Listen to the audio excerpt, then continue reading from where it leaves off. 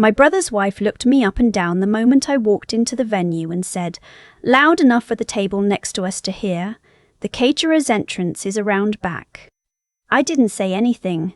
I just stood there in my navy dress, clutching my small purse, while she turned back to her champagne like I was furniture.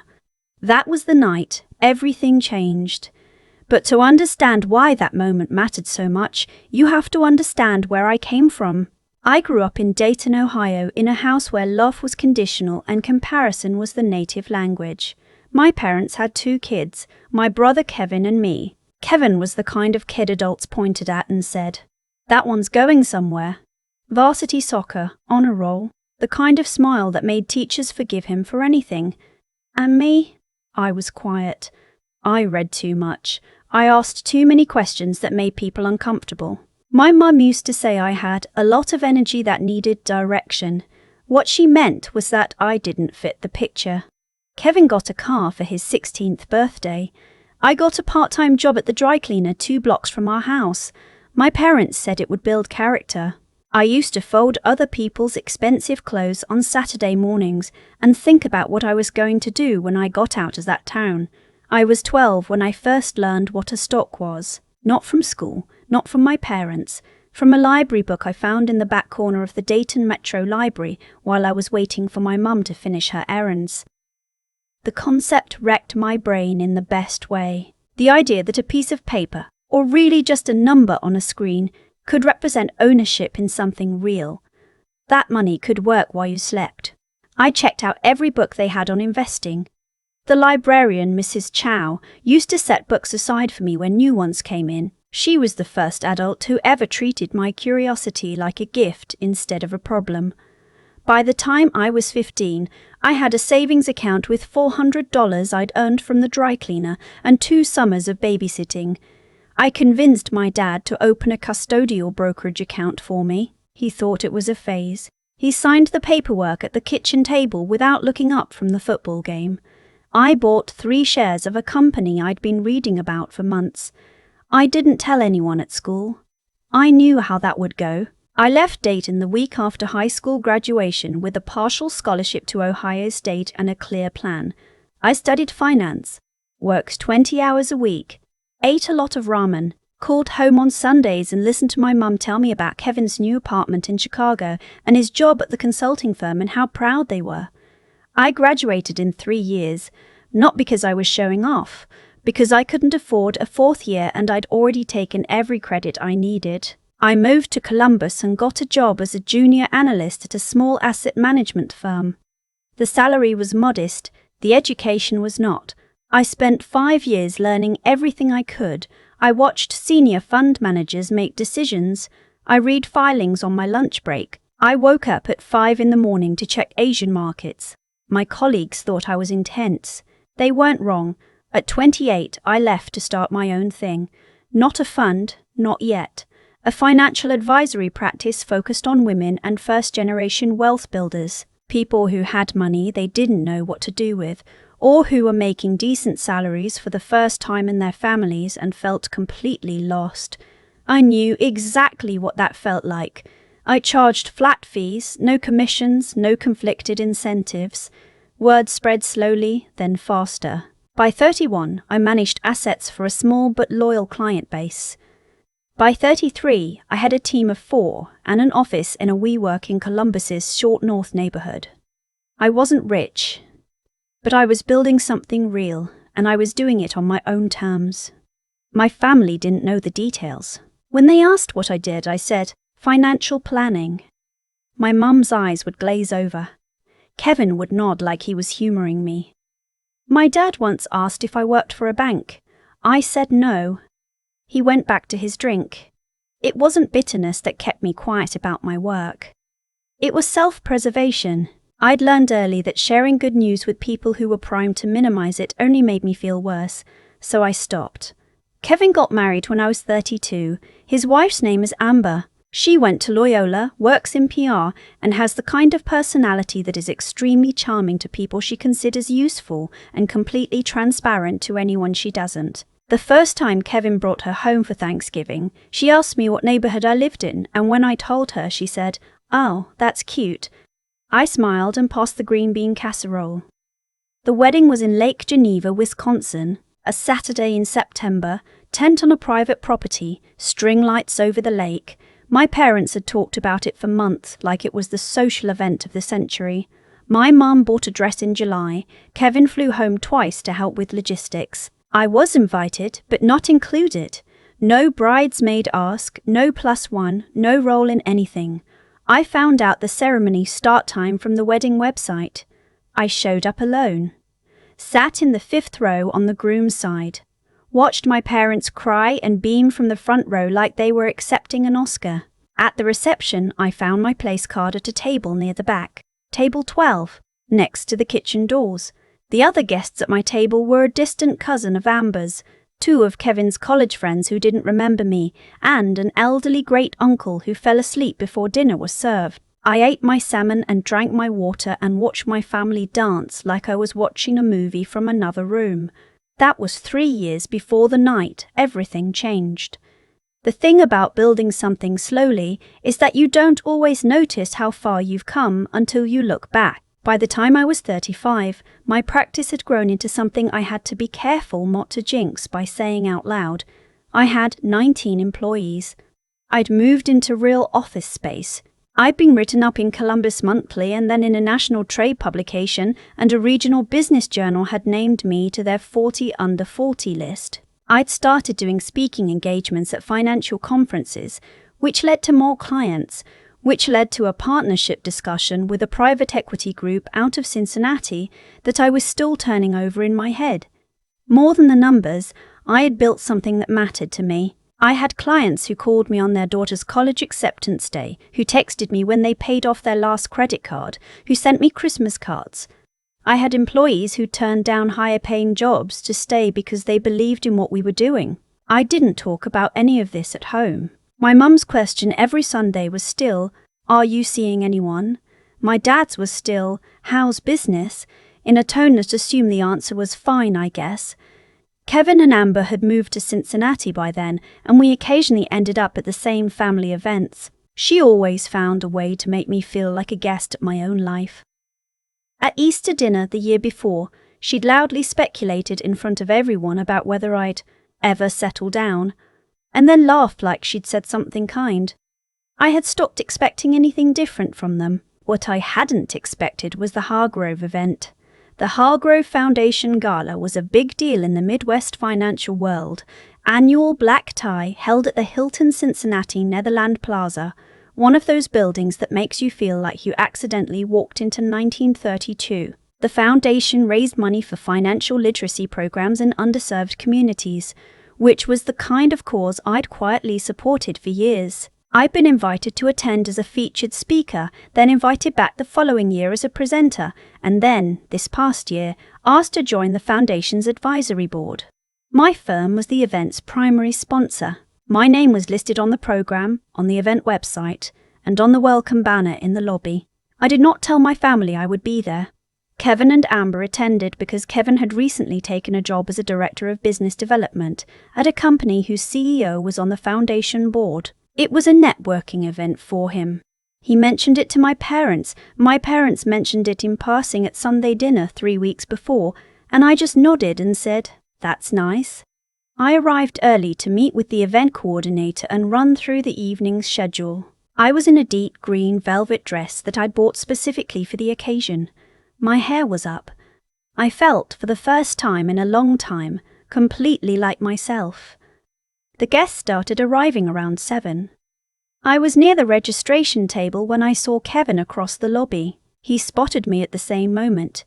He looked surprised, then recovered quickly and walked over with Amber beside him. "You're here," he said, not warmly, more like he'd found a shoe in an unexpected place. "I'm here," I said. Amber looked at my dress, then at my badge, the kind that said Speaker/Advisory Board in small letters under my name, and then back at my face, and her expression made a quick calculation I recognized instantly. "Are you working the event?" she asked. I looked at her. "What do you mean? Like coordinating, catering?" She glanced around. "I thought maybe you were with the staff." Kevin didn't correct her. He was looking at his phone. I'm a guest, I said. My voice was completely level. I'd had years of practice keeping it that way. She made a small sound, something between a laugh and Kevin mentioned you did something with money. I didn't realize they let just anyone in. Let just anyone in. I absorbed that, nodded, said, I'll let you two get settled, and walked away. I stood near the bar for a moment with a glass of sparkling water and let the noise of the room wash over me. I had learned a long time ago that reacting in the moment cost more than it ever returned, so I just breathed. 20 minutes later, I was doing exactly that, just standing, collecting myself, when my parents walked in. I hadn't known they were coming. Kevin hadn't mentioned it. My mum saw me first and her face did something complicated, a flash of surprise, then a kind of calculated reappraisal, and then she settled on a look I knew well. The one that meant she was trying to figure out the most appropriate public face. "Sweetheart," she said, kissing my cheek, "what are you doing here?" "I was invited," I said, "to help with the event." My dad, straightening his jacket, glancing around like he was looking for someone more important to talk to. "No, Dad, to speak at it, and to sit on the advisory board." My mum blinked. "The advisory board?" "Of the foundation. My firm is the primary sponsor this year." There was a silence. Not the comfortable kind. "Well," my mum said finally, "that's nice."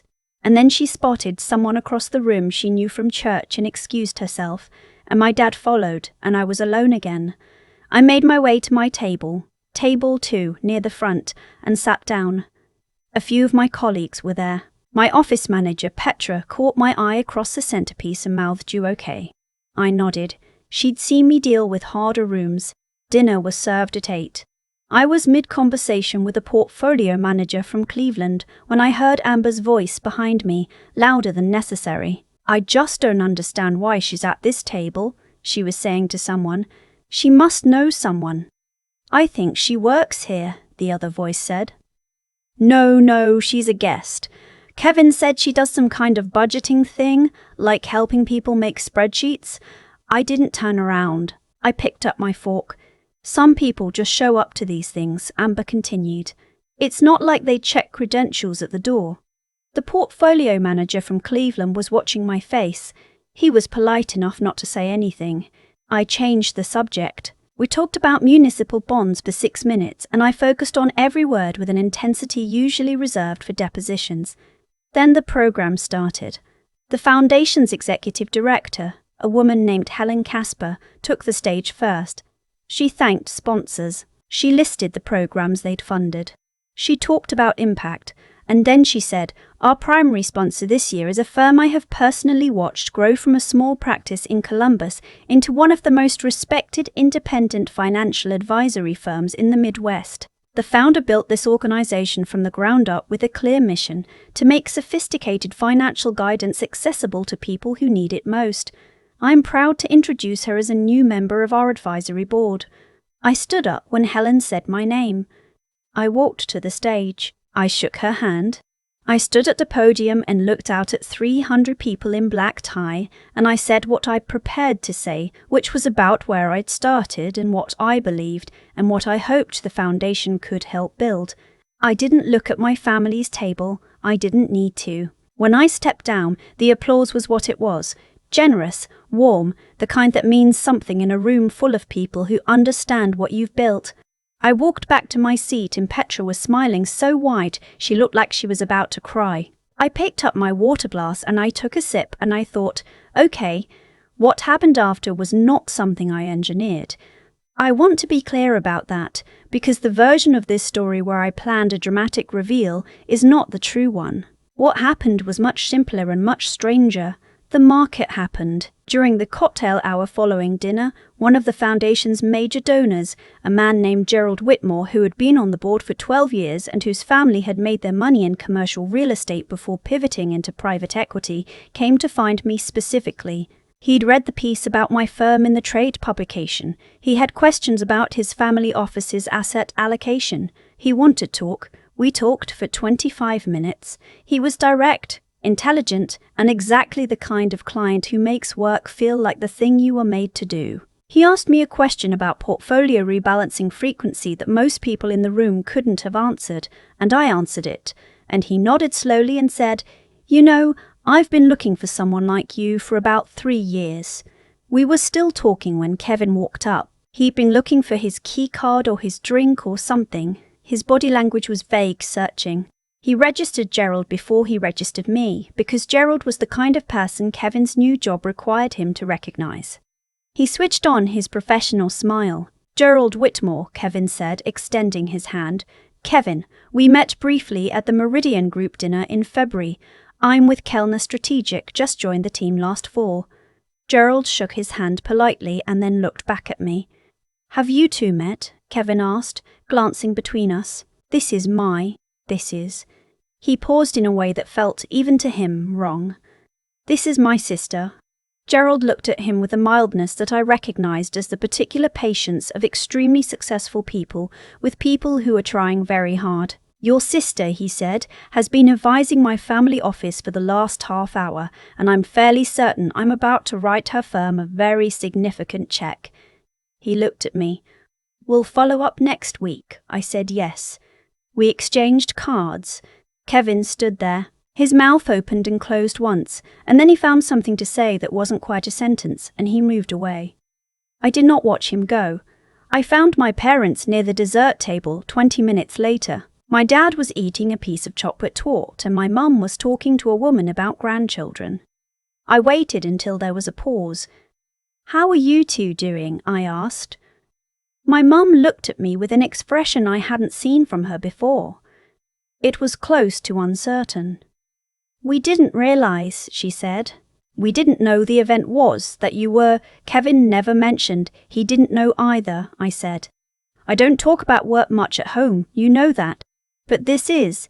She gestured vaguely at the room, at my badge, at Helen Casper, who was still visible near the stage. "This is a big deal." "Yes," I said. "It is." My dad put down his fork. He was quiet for a moment in a way that meant he was recalibrating. "You sponsor this whole thing? My firm does, yes." He nodded slowly. "Not pride exactly. I was realistic enough not to call it that yet. But something.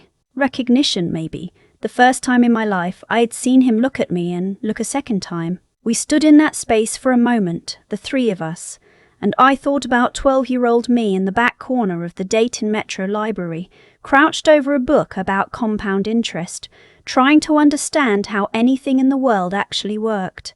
I didn't cry. I've cried plenty in private, in my car in parking garages, in my office after bad calls, on Sunday nights in my apartment, when the loneliness of having built something completely alone felt very large. But not here. Not tonight. I excused myself and went back to my table. Amber found me near the code check at the end of the evening. She came alone. She'd left Kevin somewhere behind her. Her face had settled into something that wasn't quite an apology and wasn't quite nothing, a kind of uncomfortable middle ground that people land on when they know they've been caught but aren't sure how much to acknowledge. "I didn't realize," she started. "I know," I said. "Kevin never really explained what I know," I said again. She looked at me for a moment. She had the kind of social intelligence that made her dangerous in professional environments and occasionally cruel in personal ones, and I could see her running through options: the gracious retreat, the performed regret, the pivot to "we should get together sometime." "You could have said something," she said finally, "at dinner. When I was talking about, I agreed. I decided not to. She didn't know what to do with that. Most people expect either forgiveness or a fight. I wasn't offering either." "Well," she said, "congratulations on everything." "Thank you," I said. I got my coat. I walked outside into the cool Cincinnati night and stood on 5th Street for a moment and breathed the October air, and I thought about nothing in particular, just the clarity of it, the cold and the quiet and the way my heels felt on the pavement. My phone buzzed. A text from Petra. "You were incredible tonight." Also, Gerald Whitmore apparently told 3 people at his table that he's working with us now. "Sleep well, boss." I smiled at my phone. I put it in my purse. I walked to my car. "I want to tell you that things changed overnight. that my mum started calling differently, that Kevin had some breakthrough conversation with me at Christmas, that my dad told me he was proud. I want to tell you that, but that's not how families work, and I think you probably know that already. What actually happened was slower and smaller and more real. My mum started asking about work on our Sunday calls, not the glazed over, waiting to change the subject kind of asking, but actual questions. How did that conference go? Did the new client work out? My dad, the following spring, mentioned to his friend at the hardware store that his daughter runs a financial advisory firm in Columbus. His friend mentioned it back to my mum, and she mentioned it to me like it was news, and I let her. Kevin and I have never talked directly about that night. We exist in the same family events, we say appropriate things, we do not have a relationship. That is a separate grief, an older one, and I've been carrying it long enough that it doesn't surprise me anymore. Amber stopped making comments. Gerald Whitmore became one of our largest clients. The partnership with the Cincinnati PE group moved forward. We hired 3 more people. And me, I still call the Dayton Metro Library every year on Mrs. Chow's birthday to see if she's still there. She retired 2 years ago, but I donate to the library's financial literacy program in her name every December. I don't know if she knows. I hope she does. The thing I want to say, the thing I've been circling around this whole time is this. I did not build what I built to prove something to my family. I know that's what the story sounds like, and I understand why, but the truth is quieter than that. I built it because I had to. Because 12-year-old me, crouched in that library corner, had understood something essential about what was possible, and I couldn't unknow it. All the years of being dismissed and overlooked and seated at table 12 near the kitchen, none of that made me work harder out of spite. I was already working, they just weren't watching. The night at the Hargrove Gala didn't change who I was. It just changed the room I was standing in when the people who'd underestimated me finally looked up. That's enough. That really is enough. I've thought a lot about what actually happens when you spend years being invisible to the people who are supposed to see you most clearly. There's a version of this story where I tell you it made me stronger in some clean, uncomplicated way, where the dismissal sharpened me into something better, and I'm grateful for every moment of it. But that's not the honest version. The honest version is that it just hurt. For a long time it just hurt. And I carried that hurt quietly because there wasn't anywhere safe to put it down. What I've come to understand is that actions have weight, not in any mystical sense, just the plain observable truth that what you do every day builds something, whether you're paying attention or not. Every Saturday morning I spent folding other people's clothes at the dry cleaner, every library book I read that no one knew about, every Sunday call where I listened more than I spoke, all of it was building something. Not to prove a point to anyone, just because that's what happens when you keep going. You accumulate, and on the other side of that equation, what Amber said at the registration table that night wasn't just a careless comment. It was the end product of years of small choices, choosing to categorize people quickly, choosing comfort over curiosity, choosing to never ask a real question about the person standing in front of her. She didn't end up saying what she said because she was a bad person in some absolute sense. She said it because she had practiced not seeing people like me for so long that she genuinely couldn't. That's the thing about how we treat people when we think it doesn't count. It always counts. It counts for them, obviously. I still remember every specific word from that evening, every pause, every face. But it also counts for us. Every time we dismiss someone without evidence, we get a little worse at seeing clearly, and eventually the room shifts, and the lights change, and the person we'd already decided wasn't worth knowing turns out to be the one everyone in the room came to meet. Gerald Whitmore didn't walk over to me because I'd been waiting for a moment like that. He walked over because over 15 years of consistent work had made me worth walking over to. That's not poetic justice, that's just math. Output follows input, even when no one's watching. Especially when no one's watching. What I want to say to anyone who recognizes something of their own life in mine is this. The years that feel invisible are not wasted. The work you do in the quiet, the questions you ask in empty rooms, the standards you hold yourself to when there's no audience. That's not the prelude to your life. That is your life. and it accumulates in ways that other people cannot rush, cannot fake, and ultimately cannot take away from you. I'm not the same person who stood at the coat check that night, calm on the outside and raw underneath. I'm older now, and the rawness has softened into something I call perspective. My family and I exist in the same orbit we always have, closer in some ways, unchanged in others, honestly and imperfectly real. That's enough. I've stopped waiting for the version of events where everyone understands everything and says all the right things. Real life doesn't resolve that cleanly, and I've made peace with that. What I haven't made peace with, what I hope I never make peace with, is settling for less than what I know I'm capable of. Mrs. Chow set books aside for a quiet kid who asked too many questions. Somewhere in Dayton, there's another kid in the back corner of a library right now, reading something that's about to change the direction of their whole life. I think about that kid a lot. I think about what they need to hear. They need to hear that it's okay to be the one who isn't seen yet. Keep going anyway.